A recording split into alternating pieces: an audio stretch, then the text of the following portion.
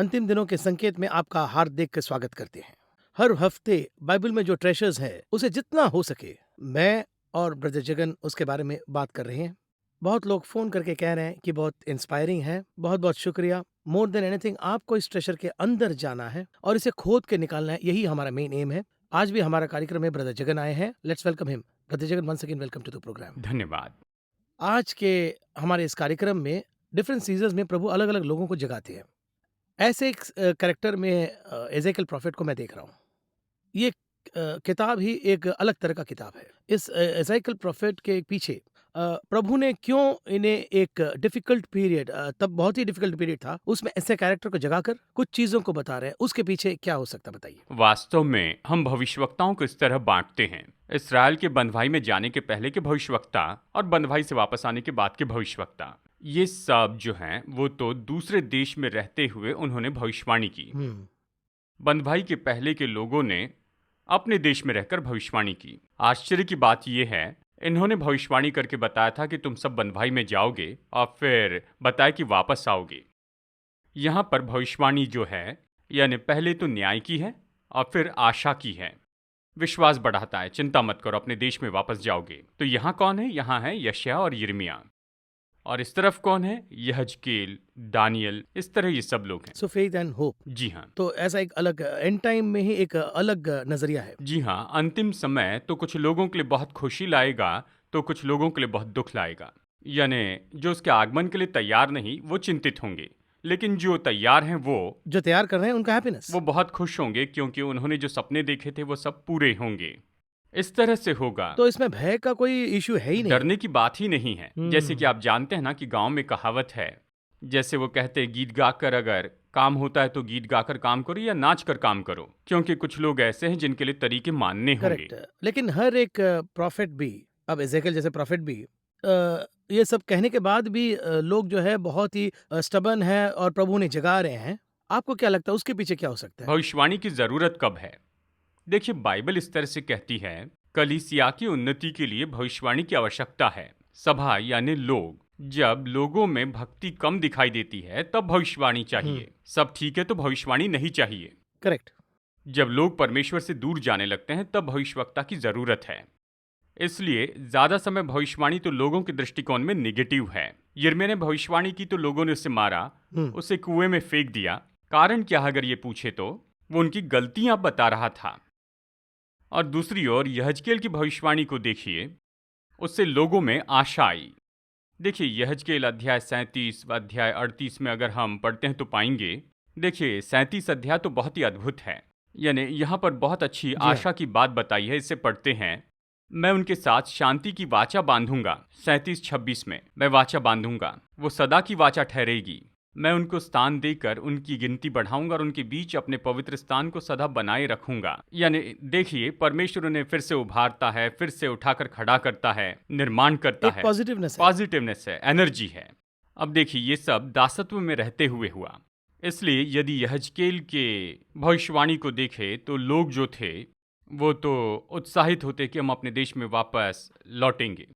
दो तरह के भविष्यवक्ता हैं, जैसे कि यूहन्ना बपतिस्मा दाता, जॉन द बैप्टिस्ट। अब देखिए, उसकी भविष्यवाणी कैसी है, मन फिराओ नहीं तो काटे जाओगे और आग में डाले जाओगे। बहुत ही स्ट्रांग है। यानी न्याय के बारे में बताता है। उसके बाद में जब यीशु मसीह आए तो उसकी भविष्यवाणियों में ये दोनों बातें मिक्स थी। जी हाँ, दोनों है। यानी दोनों हैं। इसे हमें विस्तार से समझना होगा। यहजकेल का काम क्या था? उन्हें लौटा लाना था। यानी अपने नगर में आए, अपने देश में लौट आए, परमेश्वर के भवन को फिर से बनाए, अपने राज्य को वापस पाए। यहजकेल की भविष्यवाणी को देखिए कि यहाँ पर केवल इसराइलियों का वापस आना ही नहीं, यीशु मसीह का इस पृथ्वी पर 1000 साल का राज्य भी इसमें मिक्स हो गया है। हो जाता है। मैं एक दूसरा सवाल करना चाहता हूँ।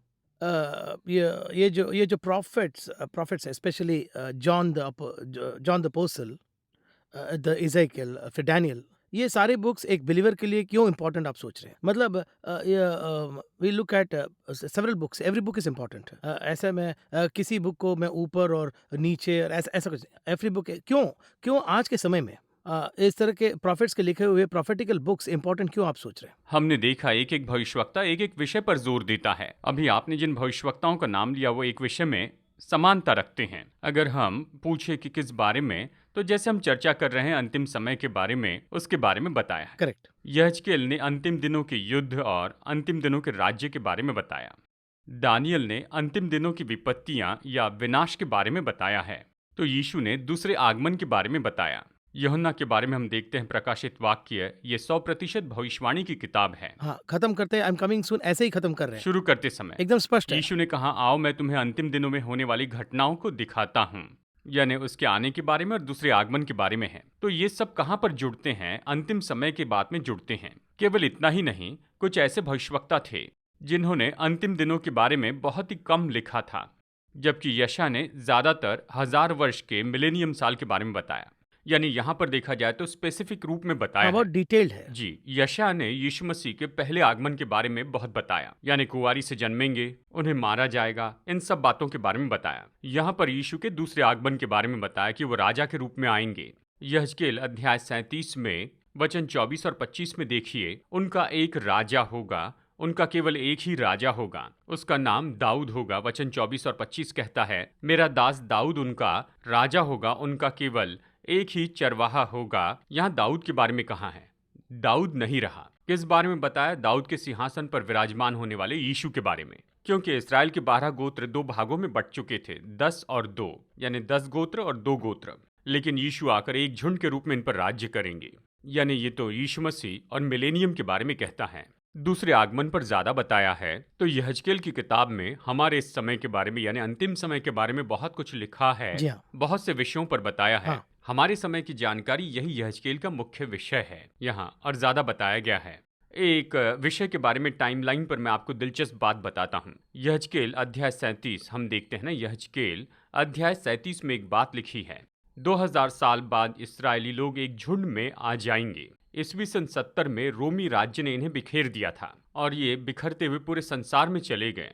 उसके बाद उनके साथ क्या हुआ किसी को पता नहीं। 1948 में वो सब वापस आए, the whole nation comes back. पूरा देश लौट आया। 14 मई 1948 में एक राष्ट्र बन गया। 15 मई को इनका पहला युद्ध हो गया। मतलब जब ये राष्ट्र बनते हैं तो एक सेना के जैसे बनते हैं। यहेजकेल 37 कहता है, वे एक सेना के जैसे उठ खड़े होंगे। उतना प्रॉफिटिकली तभी बिल्कुल प्रभु ने सोच सटीकता लिया। से, जैसे लिखा है, सूखी हड्डियां जीवित होगी क्या? Dry bone. कहिए कि अश्विन है और जगन है, यानी हम दोनों हैं। चलिए बात कर रहा हूं, यानी हम दोनों हैं। कहिए किसी एक दिन हम दोनों मर जाएंगे, सब खत्म होगा, यानी दफन कर दिए जाएंगे, बाजू बाजू में खत्म हो जाएगा। 1000 साल के बाद में कौन सा अश्विन का कौन सा जगन का बता नहीं सही है, पाएंगे। पता नहीं लगा सकते। हम हड्डियों को पहचान नहीं सकते, शरीर के द्वारा पहचानते हैं, लेकिन यही तो बात है। ये सूखी हड्डियां हैं, इस पर कोई मांस नहीं है, लेकिन इससे क्या इस्राएल फिर बन सकता है? सूखी हड्डियों से कैसे पहचान पाएंगे? Correct. जब उन पर मांस होगा तभी तो जान पाएंगे ये कौन से देश के या कौन से वंश के हैं। ये इसी बारे में कहता है, यानी अपनी पहचान को पूरी तरह खो देने वाला एक देश, एक झुंड, एक संस्कृति, क्या वो फिर आ सकते हैं? यहेजकेल बहुत ही चकित हो जाता है, तुम भविष्यवाणी तो करो। उसे भी प्रभु कहने के लिए ऐसे कह रहे कहा। हैं। और फिर देखिए ये किस तरह से संभव हुआ। इस्राएल एक देश बना 1948 में, एक देश बना, यानी अध्याय 37 इस्राएल फिर एक देश बनेगा ये बताया गया। एक सेना के रूप में खड़ा हो गया, एक सेना के जैसे हो गया। अगले ही दिन युद्ध हो गया, एक सेना जैसे लड़ा। अगले ही दिन उनके सामने बहुत बड़ा युद्ध था, पूरे संसार को उलट पुलट कर देगा ऐसा युद्ध। ये युद्ध 38 अध्याय में बताया वो है। भी नीटली दिया हुआ है। बहुत स्पष्ट है। तो इतने अध्याय डिटेल में 38 वॉर के बारे में जो विषय बताया गया है वो बाइबल में एकदम साफ और क्लियरली है। यानी बहुत ही स्पष्ट रूप में बताया गया कि युद्ध कब शुरू होगा, कब खत्म होगा, कौन से हथियार उपयोग होंगे, उसमें उपयोग किए जाने वाले इक्विपमेंट कौन से हैं, सबका वर्णन किया गया है। तो पिछली बार जब हमने बात किया तो Bible is an auto updated book हम कहते हैं ना, तो इसमें ऑटो अपडेशन उस तरह से है, इतने समय पहले लिखा सब हुआ। कुछ बताया गया है। देखिए मैं यही कहता हूं कि बाइबल ऑटो अपडेट नहीं हुई, हम इसके अनुसार अपडेट होते जा रहे हैं। अच्छा, तो हम हम इस भाषा के लिए अपडेट होते जा रहे हैं क्योंकि हमें पहले ये भाषा पता नहीं थी। करेक्ट। पहले हम इसे नहीं समझ पाते थे। इस्राएलियों के वापस आने के बारे में बताया गया, कबूतर के जैसे आने वाले कौन हैं। 2000 साल पहले लिखा गया कि कबूतर के जैसे उड़कर आएंगे। करेक्ट। जब लिखा गया है वो कबूतर के जैसे उड़कर आएंगे, उन्हें क्या समझता था? हाँ, कनेक्शन कुछ पता नहीं। इस पीढ़ी में हम जानते हैं कि वो हवाई जहाज में बैठकर आए, यानी हम वचन से अपडेट हो गए हैं। करेक्ट। तो पहले भी लिखा पहले गया से है। लिखा है। मैं अपडेट हो गया, वो कबूतर पर बैठकर आएंगे, यानी फ्लाइट में आने फ्लाइट में वाले आ हैं। फिर लिखा है उन्हें उकाब के पंखों पर बैठाकर उनके देश में लाया। उकाब के पंख यानी फ्लाइट में लाया, करेक्ट। उसी तरह नेशन फॉर्म हुआ। ऐसे वो देश बना। इस तरह से हम अपडेट होते जा रहे तो हैं। उस हद तक एक्यूरेट है, मैं वही कहने वाला था। इतना एक्यूरेसी का जो प्रॉफिट बुक है, यानी इस दृष्टिकोण से देखे या इस डायमेंशन से देखे तो हम इसे डायमेंशन, समझ पाएंगे। करेक्ट। बहुत ही दिलचस्प है, बहुत से विषयों के बारे में बताया गया है। 2000 साल पहले ऐसे कुछ लिखा गया, पता नहीं चला। उस युद्ध के खत्म होने पर अध्याय 40 में हम देखते हैं तीसरा भवन बनाया गया। अध्याय 40 से 44 तक भवन निर्माण के बारे में बताया है, कंस्ट्रक्शन। फिर अध्याय 44 में उस भवन को नाश करने वाले उस तानाशाह के बारे में बताया है। ऐसे देखे तो टाइमलाइन सही है, इतना क्लियरली प्रभु ने इतना क्लियर बताया है। मैं इसे जब कहता हूँ तो थोड़ा अस्टॉनिशमेंट तो होता है कि इतने बड़े ट्रेजर को प्रभु ने हमें दिए हैं। हमारे पढ़ने के तरीके जो है उसे अंडरस्टैंड करने के बाद वो जो प्रभु का जो आना है वो हमारे लिए जॉयफुल रहेगा rather than being afraid of it. देखिए, एफएम रेडियो है ना, जी हाँ, 98.4 ऐसे वो नंबर बताते हैं। 98.2 तक आवाज है, इट्स अ साउंड। 98.4 में ट्यूनिंग सही सही ट्यूनिंग रहेगा। करेंगे तो आवाज अच्छी होगी। बाइबल को सही एंगल में अगर बैठकर हम पढ़ेंगे तो वो आवाज सुन पाएंगे, गॉड्स वॉइस। यहाँ देखिए, हम परमेश्वर की आवाज को सुन पाएंगे, ये समझ में सच नहीं है। आएगा। आगे बात करेंगे ब्रदर जगन, एक ब्रेक लेना है। आज हम आज के समय काल में प्रॉफिट एजेकियल ने जो लिखा है, बहुत से लिखा है जो कोड लैंग्वेज में लिखा है। कहा जाए तो आज के ज़माना से समझे ऐसे बहुत से विषय हैं इन टुडेज डिजिटल वर्ल्ड। इसे हम थोड़ा डिकोड करेंगे। इसे हम थोड़ा और डिटेल से, ये जो 37 है, चैप्टर 37 और 38 के बारे में बात करना है, विस्तार से बात करना है। ब्रेक के बाद मिलेंगे।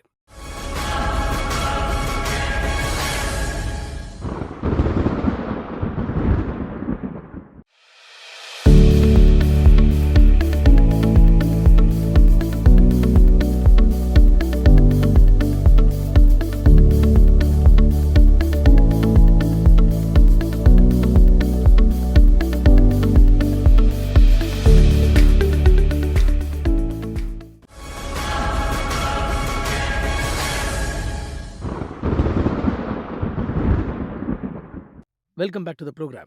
ब्रदर जगन, बिगिनिंग के पार्ट में प्रॉफिट एजेकियल के बारे में हमने बहुत सारे विषय को देखा। मुख्य रूप से ये चैप्टर 37, एजेकियल चैप्टर 37, 38 को जब हम देखते हैं तो बहुत सारे विषय जो है बेसिकली प्रभु के आने के बारे में इसमें लिखा है। मैं कुछ ऐसे सवाल करता हूँ। हमारे दर्शक जो हैं, बहुत से लोग प्रभु के आने के बारे में पढ़ रहे हैं, बाइबल में भी पढ़ रहे हैं, लेकिन ये पर्टिकुलर चैप्टर्स हमारे लिए इंपॉर्टेंट क्यों है, specially for the Lord's coming in? इसे हमें क्यों समझना है? इसमें आपकी क्या इसका एक्सप्लेनेशन क्या है? इसमें अंदर काफ़ी कुछ कोडेड लैंग्वेज में है, काफ़ी कुछ एक्सप्लिसिट भी है। इसे कैसे हम समझाएंगे? इसका सही सही जवाब क्या है? देखिए, पजल जैसे होता है जी ये। हाँ। पजल में हम देखते हैं कि बहुत से भाग होते हैं। बीच का भाग अगर हम देखते हैं तो सब कुछ जान पाते हैं, है ना?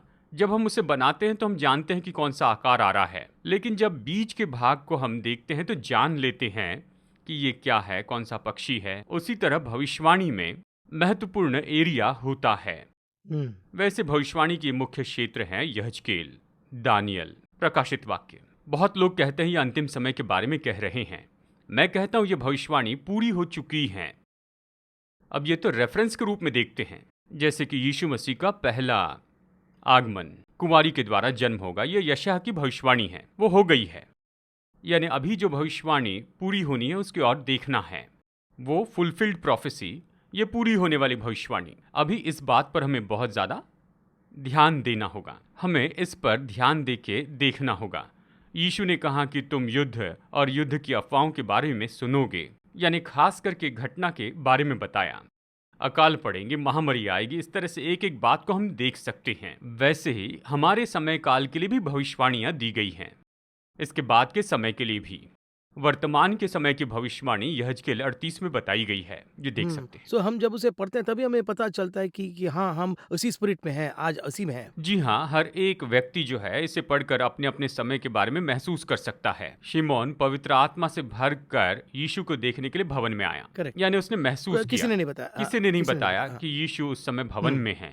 तो उसने कहा, हे स्वामी, मेरी आंखों ने तेरे उद्धार को देखा है। अब अपने दास को शांति से विदा कर, यानी उस समय राह देख रहा था। इसी तरह से एक समय काल के लिए भविष्यवाणी है, जो इंतजार कर रहे हैं उन पर यह प्रकट होगी। हमारे इस समय काल के लिए बाइबल में भविष्यवाणी है, यानी इन 100 साल के बारे में। इन 100 साल के बारे में हमें ढूंढना है, हमारे अंदर रुचि होनी चाहिए।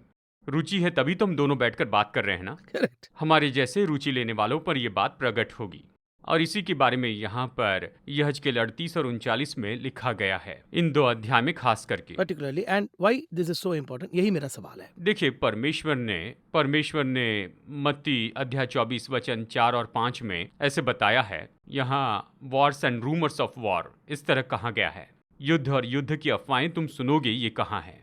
देखिए, यीशु कभी भी कोई बात किसी कहानी के रूप में नहीं बताते हैं कि एक देश में एक राजा था, long long ago, so long ago, once upon a time, ऐसा कुछ नहीं। क्लियर है, बता। इतने साल, इतने महीने पहले स्पष्ट बता दिया है। नूह के जल प्रलय को देखिए, दूसरे महीने के 17 तारीख को शुरू हुआ, उस दिन। खास करके तारीख बताई। इसी तरह से यीशु ने युद्ध के बारे में बताया है। एक युद्ध होगा, बस ऐसे ही नहीं कहा, युद्ध के बारे में बताया भी है। युद्ध होंगे, युद्ध की अफवाहें होगी। कौन सा युद्ध होगा अगर हम ये पूछते हैं तो अंतिम समय के युद्ध के बारे में यहजकेल में हम पढ़ते हैं। यहजकेल यहाँ अध्याय 38 वचन 16 में अगर हम पढ़ते हैं 38:16, जैसे बादल भूमि पर छा जाता है, वैसे तू मेरी प्रजा इसराइल के देश पर ऐसे चढ़ाई करेगा, इसलिए गोग अंत के दिन में ऐसे होगा। तो फिर अंत के रूप में दिनों बता दिया। चलिए वचन 8 से हम पढ़ते हैं। बहुत दिनों के बीतने पर सुधि ली जाएगी, अंत के वर्षों में तो उस देश में आएगा जो तलवार के वश से छूटा हुआ होगा, जिसके निवासी बहुत सी जातियों में से होंगे। वहां पर भी है। खास करके अंतिम दिनों में कहा। करेक्ट। यह अंतिम वर्ष क्या होगा, इसके बारे में 2 एपिसोड पहले हमने चर्चा की। यानी होशे की किताब में अंतिम दिनों के बारे में बताया है, यानी इस्राएल वापस आने के बाद में युद्ध होगा। अंत के वर्षों में क्या होगा?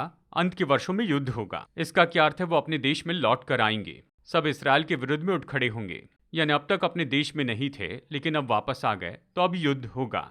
इस तरह से यहाँ पर यह बताया गया है। इस तरह से परमेश्वर ने अध्याय 38 और अध्याय 39 में बताया है। यहाँ पर पढ़ते हुए दिलचस्प बात तो ये है, इससे ज्यादा इंटरेस्ट की बात है, ये लोग अपने देश में लौट कर आएंगे। ये कहा हमने देखा है कि आ गए हैं, इसलिए हमें बड़ी बात नहीं लगती है। हम यहाँ पर दोनों बैठकर जो इंटरव्यू कर रहे हैं, सन 1900 में करते तो हम क्या कहते? तो हम वहां पर क्या कहते? इस्राएल के लोग निश्चय अपने देश में लौट कर आएंगे। क्यों? क्योंकि आएंगे, ऐसे लिखा है। और 50 साल के बाद में अगर फिर से हम मुलाकात करेंगे तो क्या कहेंगे?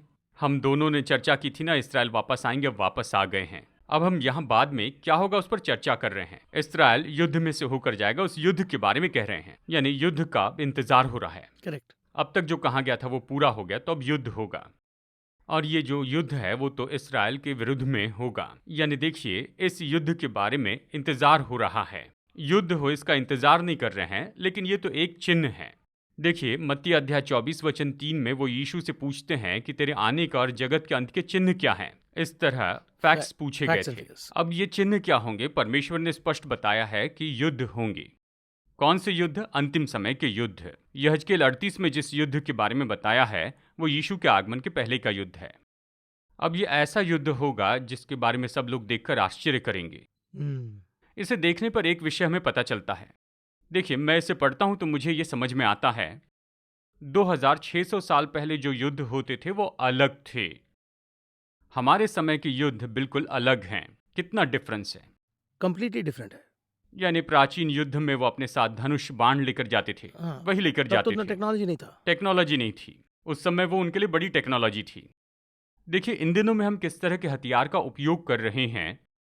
देखिए 20 साल पहले के जो हथियार थे वो तो अभी आउटडेटेड हो गए हैं। जी हाँ। आज हम बायो वॉर तक पहुंच गए हैं। करेक्ट। बायो वॉर तक पहुंच गए हैं और सैटेलाइट के द्वारा वर्तमान काल में बायो वॉर हो रहा है। इसके बारे में सब कुछ लिखा है। वो एडवांस टेक्नोलॉजी भी इसमें है। एडवांस टेक्नोलॉजी यहाँ पर है। एक छोटा सा उदाहरण देता हूँ। यहाँ पर देखिए 39 अध्याय में यहाँ एक वचन है, जब हम इसे पढ़ते हैं तो बहुत ही चकित हो जाते हैं। वचन 15 में हम पढ़ते हैं 15। जी हाँ, देखिए ये कहता है, देश में आने जाने वाले में से जब कोई मनुष्य की हड्डी को देखें तब उसके पास एक चिन्ह खड़ा रहेगा। ये उस समय तक बना रहेगा जब तक मिट्टी देने वाले उसे गोग में न गाड़ दें। इसे हमने पढ़ा है। 30 साल पहले अगर पढ़ते तो इसका क्या अर्थ है कुछ भी नहीं समझ पाते, लेकिन आज हमें ये समझ में आ रहा है। यानी युद्ध के बाद में मृतदेह पड़ी हुई हैं और वहां पर केवल एक ही हड्डी पड़ी है, पूरी देह चली गई। इसमें आश्चर्य की बात क्या है, बस एक हड्डी है। उस हड्डी को देखकर वो उस पर एक निशान लगाएंगे, इसे जल्दी से दफना दो, जल्दी दफना दो। और उस पर क्यों निशान लगाएंगे, हम्म। क्यों उस पर निशान लगाएंगे? कभी इस तरह की कोई घटना कहीं पर घटी है क्या? कहीं पर नहीं घटी है, ये तो एक बात है ना। हाँ। इसी पॉइंट को हम देख रहे हैं। करेक्ट। वचन 11 देखते हैं। उस समय मैं गोग को इस्राएल के देश में कब्रिस्तान दूंगा, वो ताल के पूर्व की ओर होगा, आने जाने वाले लोगों की तराई कहलाएगा और आने जाने वालों को वहां रुकना होगा। इन दो वचनों में हम यहाँ पर पढ़ सकते हैं कि एक डेड बॉडी है, उसकी एक हड्डी वहां पर है। उस हड्डी को देखकर उस पर निशान लगाते हैं, इस पर निशान लगाकर तुरंत उसे दफनाने के लिए कहते। जितने लोग वहां आते जाते हैं मास्क पहने हुए हैं, यानी उस डेड बॉडी से बदबू आ रही है। पूरा इसमें ये यहाँ लिखा है। देखिए, बात तो ये है, वो मुंह पर इसलिए मास्क नहीं पहने कि डेड बॉडी से बदबू आ रही है। नहीं नहीं, ऐसी नहीं। वो उसे दफनाने के समय मास्क पहने हुए हैं। यानी उन्हें दफनाते हुए वो मास्क क्यों पहने हुए हैं, मैंने इसके बारे में बताया है। कुछ साल पहले, शायद 2016 या 17 में, सुकोशिमा नाम के स्थान में, जो जापान में है, सुनामी के समय एक न्यूक्लियर प्लांट तबाह हो गया और उस एरिया में जितने भी लोग थे सबको मास्क पहनना पड़ा, जो भी रोड पर जाकर आ रहा है। और उसी समय जापान के प्रेसिडेंट ने घोषणा की, अब से कोई डेड बॉडी जलाएगा नहीं, हम उन्हें दफना देंगे। उन्हें अगर जलाएंगे तो उनमें से न्यूक्लियर रिएक्शन बाहर आएंगी। और इसलिए उतने लोगों ने मास्क पहना और उन्हें दफनाया। जो लोग दफनाएंगे वही मास्क पहनकर जाएंगे। ये वचन हूबहू उसमें है। 2600 साल पहले बताया गया था, जो अभी पूरा हो गया है। अब हमारे समय में देखिए, ये एक virus, each and everybody wants to wear the mask, हाँ, ऐसी परिस्थिति हाँ, है ना। एसओपी भी आ गया। जी हाँ, अभी अभी देखिए मास्क के बारे में कितना अटेंशन दिया जा रहा है। शायद आपको पता है या नहीं, हो सकता है कि आप जानते हैं, इस्राएल में हर घर में मास्क कंपलसरी है। अब नहीं, 10 साल पहले से। कब युद्ध हो जाएगा पता नहीं है। ये वॉर बायो वॉर होगा ये पता है, और इसीलिए हर घर घर में मास्क पाए जाते हैं। चाहे जो भी हो, मास्क पहन के हर समय तैयार रहना है। 2600 साल पहले युद्ध में जाने वाले मास्क नहीं पहनते थे, यानी वो मुंह ढाक कर नहीं जाते जी थे, हाँ। वो तो युद्ध के लिए जाते थे। हमारे लिए भी फर्स्ट टाइम है ना। हमारे लिए पहली बात है। कितना बड़ा विषय। युद्ध के बाद हड्डियां दफनाते भी नहीं थे। हड्डियां भी दफना दो, ये कहा गया, मतलब ये कितना बड़ा विषय है। देखिए, इसका परिणाम, युद्ध का परिणाम जो है वो किस तरह से होगा, युद्ध में मरने वाले कैसे होंगे, इसके बारे में डिटेल से जकरिया ने बताया है। ये सब यहाँ बताया गया है। जकरिया की किताब अध्याय 14 वचन 12 में यहाँ पर बताया गया है। वचन 12 में देखते हैं, जितनी जातियों ने यरूशलेम से युद्ध किया है उन सबों को यहोवा ऐसे मार से मारेगा कि खड़े खड़े उनका मांस सड़ जाएगा, ये कहता है। और उनकी आंखें अपने गोलकों में सड़ जाएगी और उनकी जीभ उनके मुंह में सड़ जाएगी। यहाँ पर भी इतना क्लियरली खड़े खड़े मांस सड़ेगा, देखते देखते आंखें सड़ जाएंगी और जीभ भी सड़ जाएगी। देखिए, ये जो संदेश है, एक जगह पर मैं प्रचार कर रहा था, तो उस समय रेडिएशन डिपार्टमेंट में काम करने वाले एक व्यक्ति मुझसे बात करने लगे। कहा, कितने तो भी समय से मैं ये वचन पढ़ते आ रहा हूँ। युद्ध में उपयोग होने वाले न्यूक्लियर या बायो वॉर्स, उसमें यूज होते हैं रेडिएशन। ये कितना नुकसान पहुंचाता है मेडिकल रूप में पता है, पर ये यहाँ पर लिखा है कितने तो भी लोगों को पता नहीं। आपने जो संदेश दिया, अगर यहाँ पर उसे अच्छे से देखें, न्यूक्लियर वेपन उपयोग होने के बाद मनुष्य का क्या क्या हो सकता है, इसके बारे में यहाँ पर पूरा बताया गया है। मैं कई बार ये कहता हूँ कि बाइबल तो बहुत ही पुरानी किताब है। जब हम जवानों से कहते हैं कि बाइबल पढ़ो तो कहते हैं, why do you want to read the Bible, है ना, वो पुरानी किताब है। जब मैं यूके में था तो मैंने एक लड़के से पूछा, जो कि ब्रिटिश लड़का था, क्या तुम चर्च में जाते हो? तो उसने कहा, मैं 5 का नहीं और 50 का भी नहीं हूँ। 5 साल में संडे क्लास जाता था, 50 साल में चर्च में। मुझे इसकी जरूरत नहीं है। एकदम क्लियर है। स्पष्ट बता दिया ना क्या कहना है। ये जो बाइबल है ये आउटडेटेड किताब है, मुझे इसे पढ़ने के लिए क्यों कह रहे हो? यानी परमेश्वर ने बाइबल पढ़ने के बारे में मुझे जब रुचि दी, मैं वचन के साथ बैठकर ज्ञान पाने लगा। तो यहाँ पर केवल बायो वॉर के बारे में ही नहीं, लेकिन जो भी युद्ध होंगे वो कैसे होंगे ये बताया है। आश्चर्य की बात है, देखिए, कई जगह एक वेपन के बारे में पढ़ते हैं, 83864 नैनो टेक्नोलॉजी कहते हैं। ये तो एक हथियार का नाम है। इस वेपन की स्पेशलिटी क्या है पता है? अगर इसका उपयोग करते हैं ना, तो मनुष्य को छोड़ किसी का नुकसान नहीं होता। किसी का नुकसान नहीं, केवल मनुष्य का नुकसान। यह है बायो वेपन। इस बायो वेपन के बारे में बहुत से मिलिट्री वाले चर्चा कर रहे हैं। कोरोना आने के बाद में बायो वेपन्स के बारे में डर आ गया है। यानी एक कोरोना ने इतने लोगों के ऊपर प्रभाव डाला है, युद्ध में वेपन जैसे उपयोग करे तो कैसे होगा? इसीलिए बड़े बड़े जगह पर अगर हम वेबसाइट पर देखें तो बहुत से लोग इस पर चर्चा कर रहे हैं। बड़े आश्चर्य की बात है कि प्रकाशित वाक्य 9:4 में लिखा है, न पृथ्वी की घास को, न किसी हरियाली को, न किसी पेड़ की हानि पहुंचाना। अध्याय 9 वचन 4। केवल उन मनुष्यों की हानि पहुंचाना जिनके माथे पर परमेश्वर की मुहर नहीं है, इस तरह कहता है। उतना स्पेसिफिक है। यानी हरियाली घास किसी का नुकसान नहीं होगा, किसी भी बिल्डिंग का नुकसान नहीं, केवल मनुष्य की ही हानि होगी। इसका नाम है बायोटेक्नोलॉजी। इसे कहते हैं बायो वेपन। ये जो बायो वेपन है 2000 साल पहले यूहन्ना ने देखा, उसे कुछ समझ में नहीं आया। पैटमोस आइलैंड में, पतमोस टापू पर। इसलिए तो इस तरह से लिखा है कि मैं मृत जैसे गिर पड़ा, मूर्छित हो गया, बहुत भयभीत हो गया। क्यों? जब हम इस वायरस के बारे में टीवी पर देखते हैं कि ये कैसे नुकसान पहुंचाता है, तो हमारे अंदर भी डर आ जाता है। ये भयानक है, थोड़ा सावधान रहना। यानी ये कैसे आता है, इस तरह से हमें स्क्रीन पर पूरी तरह समझाकर बताते हैं। यानी बहुत बड़ा विषय बनाया है। ओह, सच में ये कितनी बड़ी बात है। एकदम हिल गए होंगे। हाँ। यानी सच में डर गए होंगे। हमने जो देखा नहीं था उसे दर्शन में देखा। यानी युद्ध के बारे में, न्यूक्लियर वॉर के बारे में। न्यूक्लियर वॉर कैसे होगा और वो देखा। भी प्रभु कह रहे हैं कि मैं जो कह रहा हूँ उसे लिखो। हाँ, जी हाँ, ये सब कुछ देखा। उसे डायल्यूट मत करना, उसे सेंसर भी मत करना। इसे डाइल्यूट नहीं कर सकते, कुछ नहीं कर सकते। देखिए, हम जानते हैं ये तो गॉड्स वर्ड है। उसने कहा कि इसे लिख ले क्योंकि ये कभी न बदलने वाला वचन है। कह रहे हैं कि लोगों को पता भी उसने होना इसके चाहिए। बारे में बताया है। यानी सब कुछ बताया है।